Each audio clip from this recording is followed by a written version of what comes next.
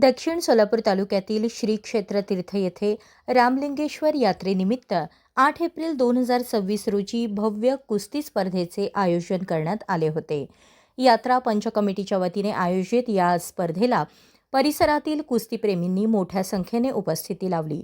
आखाड्यात जिल्ह्यातील नामांकित मल्लांनी दमदार उपस्थिती दर्शवत प्रेक्षकांचे भरभरून मनोरंजन केले.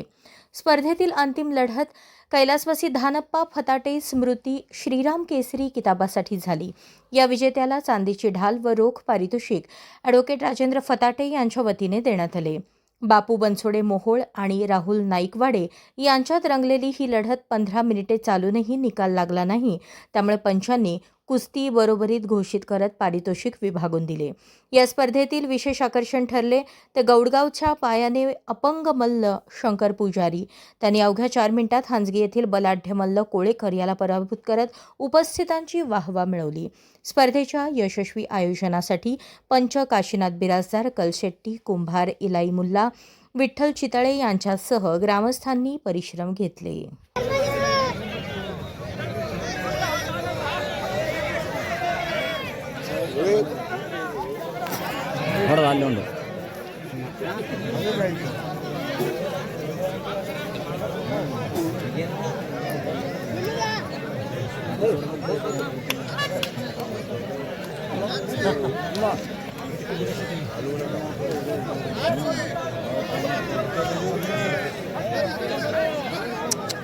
राम जरा सर